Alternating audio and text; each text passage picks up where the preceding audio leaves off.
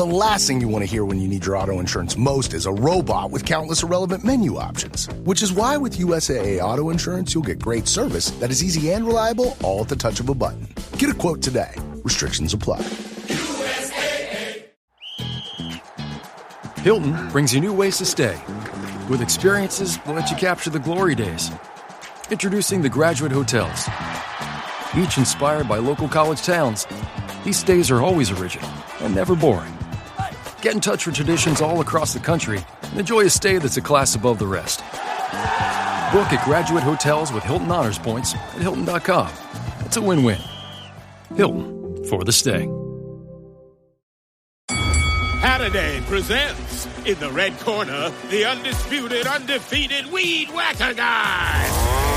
Champion of hurling grass and pollen everywhere. And in the blue corner, the challenger, extra strength Halliday. Eye drops that work all day to prevent the release of histamines that cause itchy allergy eyes. And the winner by knockout is Halliday.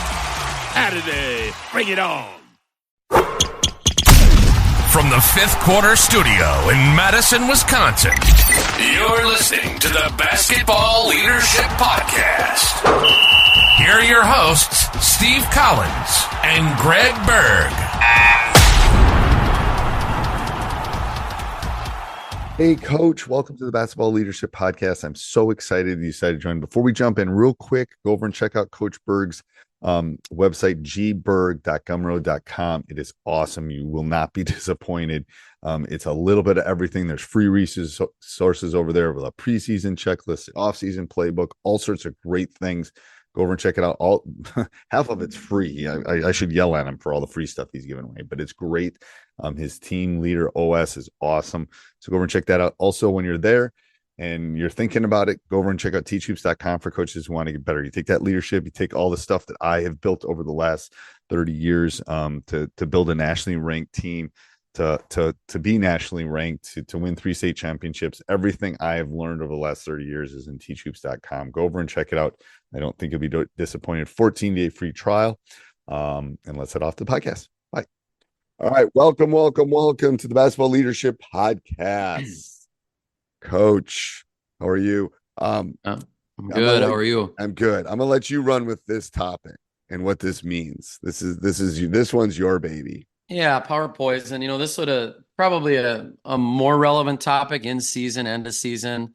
But you get to that tournament time, end of season, and one thing that we talk about a lot is poise and how important it is to win, especially at the end of the year, and especially with high school kids. And I had a couple situations this season where our parents and our kids were getting a little bit heated with officials. Things not going their way. We're in the double bonus. Our team, the other team's in the double bonus with 8 minutes to go in the half, and you just feel like nothing is going your way. And in those moments when people can kind of lose their poise or lose their energies, get put in the wrong direction, it just kills your team, and you're never going to get over the hump. And so one thing we talk about a lot all season long, and it's never perfect, but is the power of poise, and how do you maintain poise? And I think talking about it with kids, giving them real life examples, having them prepare ahead of time. So, what? I guarantee we're going to have bad things happen to us in the game. I guarantee you're going to get a foul on you that you didn't think you deserved. I guarantee you're going to miss shots when you're open. I mean, all these things happen. It's how you react to it. And I just think that the best teams, the best leaders, the best people are able to keep level and even keeled in those moments. And so, especially at the end of the season when things get heightened and they get emotional and it seems like every shot is bigger, every possession is bigger, having this discussion about poise is critical. And I think you got to do it all season long. You can't just talk about poise 1 week No. left in the season. No. But And I'd I like to think, hear your opinion well, on I how have you one, talk about poise with your first team. of all, I would grade myself as a C. And do you have poise yourself? Not always, no. And part of it is what we were talking about earlier in previous podcasts. It's like you spend so much time with these kids. There was a game recently, like I should have gotten a T, I didn't, but I felt like one of our guys was going to get hurt the way they played a box and one, and they were beat. And it's like I'm so vested in these boys that, when they mess up, it hurts. You want to fight for them. I do. It's like, it's hard.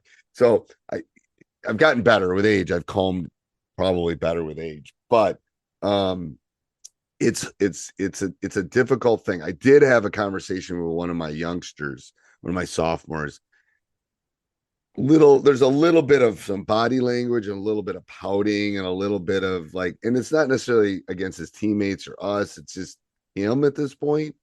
So we worked on his, what's going to be when things aren't going well, what's going to be your mechanism to get out of it? And I said, when I was a player, it was 3 claps.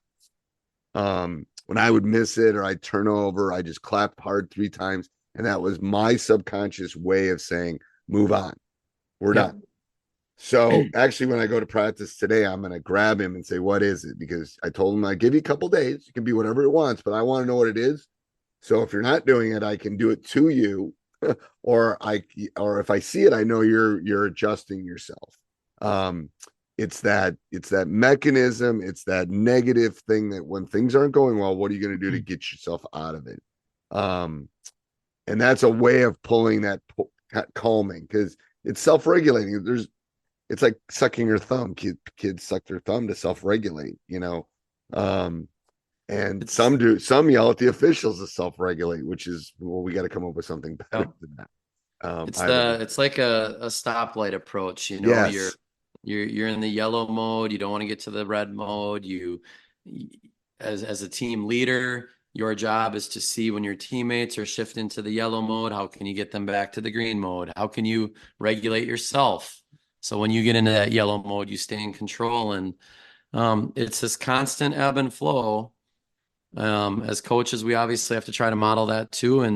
And as players, though, we know that when we get kids in the yellow and red, it's going to hurt our team. Yep. And how do we keep the competitive fire and the competitive juices going? There's a fine and line. Still try to maintain poise. There's a very fine line behind the competitive. It's a very fine line, and the best ones are able to do it. And training them and talking to them and communicating with them on how to do that is really important as a coach. Well, I think it is too. All right. Anything else, Coach? That's good. Thanks. All right. Till next week.